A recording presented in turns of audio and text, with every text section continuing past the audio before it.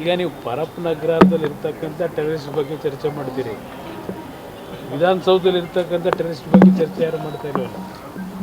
ವಿಧಾನಸೌಧದಲ್ಲಿ ಟೆರರಿಸ್ಟ್ಗಳನ್ನ ಇಟ್ಕೊಂಡು ಪರಪ್ ನಗರದ ಟೆರರಿಸ್ಟ್ ಬಗ್ಗೆ ಏನು ಚರ್ಚೆ ಮಾಡ್ತೀವಿ? ಅದರಿಂದ ಇವತ್ತು ಗೃಹ ಸಚಿವರು ಏನೋ ತನಿಖೆ ಮಾಡ್ತೀನಿ ಅಂತ ಹೇಳವ್ರೆ, ಸತ್ಯಾಸತ್ಯತೆ ತಿಳ್ಕೊತೀನಿ ಅಂದವ್ರೆ. ಅವ್ರಿಗೆ ಗೊತ್ತಿಲ್ವ ಪರಮೇಶ್ವರ್ ಅವರಿಗೆ ಅಲ್ಲೇನು ನಡೀತಿದೆ ಅಂತೇಳಿ? ಅದರಿಂದ ಇವತ್ತು ಮಾಧ್ಯಮಗಳಲ್ಲಿ ಅಲ್ಲಿ ನಡೀತಿರ್ತಕ್ಕಂಥ ಹಲವಾರು ರೀತಿಯ ಒಂದು ಮನೋರಂಜನೆಗಳಿರ್ಬೋದು, ಹಲವಾರು ರೀತಿಯ ಒಂದು ಅಲ್ಲಿರ್ತಕ್ಕಂಥ ಕೈದಿಗಳಿಗೆ, ಆರೋಪಿಗಳಿಗೆ ಯಾವ ರೀತಿ ಸೌಲಭ್ಯಗಳು ಕೊಟ್ಟಿದ್ದಾರೆ ಮಾಧ್ಯಮದಲ್ಲೇ ಈಗಾಗಲೇ ನೀವು ಬಿತ್ತರಿಸಿದ್ದೀರಿ. ಇಷ್ಟೆಲ್ಲ ರಾಜ್ಯದ ಜನತೆ ಮುಂದೆ ಇದೆಲ್ಲವನ್ನು ಪ್ರದರ್ಶನ ಮಾಡಿ ಯಾರ ಬಗ್ಗೆ ಯಾವ ವಿಷಯಕ್ಕೆ ತನಿಖೆ ಮಾಡ್ತೀರಿ ನೀವು? ನಿಮ್ಮ ಕಣ್ಣು ಮುಂದೆ ನಡೀತಿರ್ತಕ್ಕಂಥದ್ದು ಮಾಧ್ಯಮದಲ್ಲಿ ಈಗಾಗಲೇ ವಿಡಿಯೋಗಳೆಲ್ಲ ಹೊರಗೆ ಬಂದಿದೆ. ತನಿಖೆ ಮತ್ತೆ ಮಾಡಿ ಏನು ಮಾಡ್ತೀರಿ?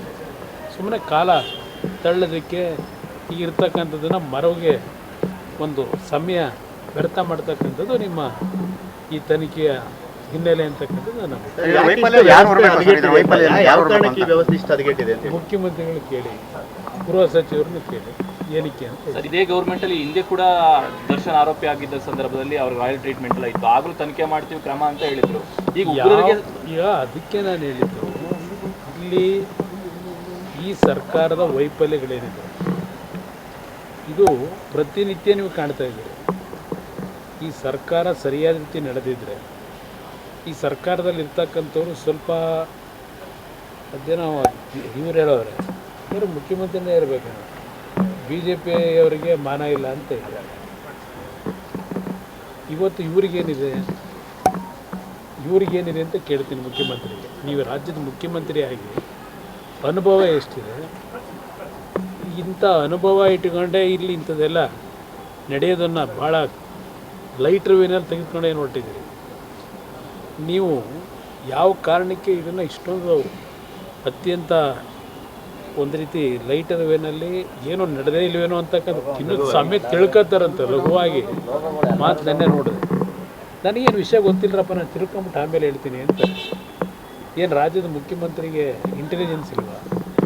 ಪ್ರತಿದಿನ ಬೆಳಗ್ಗೆ ಬರ್ತಾರಲ್ಲ, ಅವ್ರು ಬಂದು ಏನು ಮಾಹಿತಿ ಕೊಡ್ತಾರೆ? ಇಂಟೆಲಿಜೆನ್ಸ್ ಅದು ಈ ರೀತಿ ಲಘುವಾಗಿ ಮಾತಾಡ್ಕೊಂಡು ಕಾಲ ವ್ಯರ್ಥ ಮಾಡೋದೇನಿದೆ, ಇವರು ಹಿಂದ್ಗಡೆ ಇಂಥದಕ್ಕೆಲ್ಲ ಇವರೇ ಪ್ರೋತ್ಸಾಹ ಕೊಡ್ತಾರೆ ಅನ್ನೋಂಥಕ್ಕಂಥ ಜನಗಳ ಅಭಿಪ್ರಾಯ ಇವತ್ತು ಕಾಣ್ತದೆ. ಸರ್, ಹೋಮ್ ಮಿನಿಸ್ಟರ್ ರಾಜೀನಾಮೆ ಕೊಡಬೇಕು ಅನ್ನುವಂಥದ್ದು BJP ಆಗ್ರಹ ಸರ್, ನೀವೇನಾದ್ರು ಆಗ್ರಹ ಮಾಡ್ತೀರಾ ಸರ್? ಏನು ನೀವು ಒತ್ತಡ ಹಾಕೋ ರಾಜೀನಾಮೆ ಕೊಡೋ ಅಂಥ ಕಾಲನ ಇದು? ಯಾವುದೇ ಕಾರಣಕ್ಕೂ ಈ ಸರ್ಕಾರದಲ್ಲಿ ರಾಜೀನಾಮೆ ಕೊಡ್ತಕ್ಕಂಥ ಅಷ್ಟೊಂದು ಪಾವಿತ್ರ್ಯತೆ ನೈತಿಕತೆ ಉಳಿಸ್ಕೊಂಡಂಥವ್ರು ಇಲ್ಲ. ಸರ್, ಏರ್ಪೋರ್ಟಲ್ಲಿ ನಮಾಜ್ ಮಾಡಿದ್ದಾರೆ ಅನ್ನೋ ಆರೋಪಗಳು ಕೇಳಿ ಬರ್ತಿದ್ದಾವೆ ಸರ್. ಏರ್ಪೋರ್ಟಲ್ಲೂ ಆ ಥರ ಕಾಯ್ದೆ ತರೋದು ಅದೆಲ್ಲ ಬೇರೆ. ನನ್ನ ಅಭಿಪ್ರಾಯದಲ್ಲಿ ಹಲವಾರು ದೇಶಗಳಲ್ಲಿ ಒಂದು ಸಪ್ರೇಟಾಗಿ ಒಂದು ಕೊಠಡಿ ಕೊಡ್ತಾರೆ, ಅವರವರ ಧರ್ಮಗಳನ್ನ ಒಂದು ಮಾಡ್ಕೊಳ್ತಕ್ಕಂಥದ್ದು. ಆ ರೀತಿ ಸಾರ್ವಜನಿಕವಾಗಿ ಕೊಡೋದಕ್ಕಿಂತ ಅಂಥ ಕಡೆ ಒಂದು ಕೊಠಡಿ ಬೇಕಿದ್ರೆ ಇವತ್ತು ಬೆಂಗಳೂರು ನಗರ ಒಂದು ಇಂಟರ್ನ್ಯಾಷನಲ್ ಮಟ್ಟಿಗೆ ಬೆಳೆದಿರ್ತಕ್ಕಂಥ ನಗರ ಇದು. ಇಲ್ಲಿಗೆ ಹಲವಾರು ದೇಶಗಳಿಂದ ಹಲವಾರು ರಿಲಿಜಿಯಸ್ನ ನಂಬ್ಕೊಂಡಿರ್ತಕ್ಕಂಥ ಜನ ಬರೋದು ಸಹಜ. ಇಲ್ಲಿ ಇಂಥ ಒಂದು ವಿಷಯದಲ್ಲಿ ನಾವೇನು ಸಣ್ಣತನ ತೋರಿಸ್ಬೇಕು ಅಂತ ಹೇಳಲ್ಲ, ಆದರೆ ಒಂದು ಕೊಠಡಿಯನ್ನು ಅವ್ರಿಗೋಸ್ಕರ ಮೀಸಲಿಟ್ಟರೆ ಅವರವರ ಧರ್ಮ ಪಾಲಿಸ್ಕೊಳ್ತಕ್ಕಂಥದ್ದು ಅನುಕೂಲ. RSS ಬ್ಯಾನ್ ಮಾಡೋಕೆ ಹೋಗಿ ಎಲ್ಲೆಲ್ಲೋ ಪಥಸಂಚಲನ ಮಾಡಬಹುದು, ಇವೆಲ್ಲ ಅವಶ್ಯಕತೆ ಇಲ್ಲ. ಈಗ RSS ಬಗ್ಗೆ ಮಾತಾಡೋದು ನಾನು ಮಾತಾಡಿದ್ದೀನಿ ಹಲವಾರು ಬಾರಿ, ನಾನಿಲ್ಲ ಅಂತ ಹೇಳಲ್ಲ. ಆದರೆ ಇದಕ್ಕೆಲ್ಲ ಒಂದು ಸಿಸ್ಟಮನ್ನು ಸರಿಯಾದ ರೀತಿ ಸಾರ್ವಜನಿಕರಿಗೆ ಯಾವುದೇ ರೀತಿ ಅನಾನುಕೂಲಗಳಾಗದೇ ಇರತಕ್ಕಂಥ ರೀತಿಯಲ್ಲಿ ತೀರ್ಮಾನಗಳಾದರೆ ಎಲ್ಲರೂ ಮೆಚ್ಕೋತಾರೆ. ಸರ್, ಈಗ ವಿಧಾನಸೌಧದಲ್ಲಿ ಟೆರರಿಸ್ಟ್ ಇದ್ದಾರೆ ಅಂತ ಹೇಳಿದ್ರೆ ಅದು ಯಾರು ಸರ್? ಏನು ಸರ್ ಅದು? ವಿಧಾನಸೌಧದಲ್ಲಿರ್ತಕ್ಕಂಥ ಟೆರರಿಸ್ಟ್ಗಳಿಗೂ ಅಲ್ಲಿ ಪರಪ್ ನಗರದಲ್ಲಿರ್ತಕ್ಕಂಥ ಟೆರರಿಸ್ಟ್ಗಳಿಗೂ ವ್ಯತ್ಯಾಸ ಇಲ್ಲ. ವಿಧಾನಸೌಧದಲ್ಲಿರ್ತಕ್ಕಂಥ ಟೆರರಿಸ್ಟ್ಗಳು ಯಾರು ಅಂತಕ್ಕಂಥ ಬಹುಶಃ ನನಗಿಂತ ಹೆಚ್ಚಾಗಿ ನಿಮಗೆ ಗೊತ್ತು. ಜನವೂ ಮಾತಾಡ್ತಾರೆ, ಆ ಟೆರರಿಸ್ಟ್ಗಳಂದ್ರೂ ಭಯನೂ ಬೀಳ್ತಾರೆ.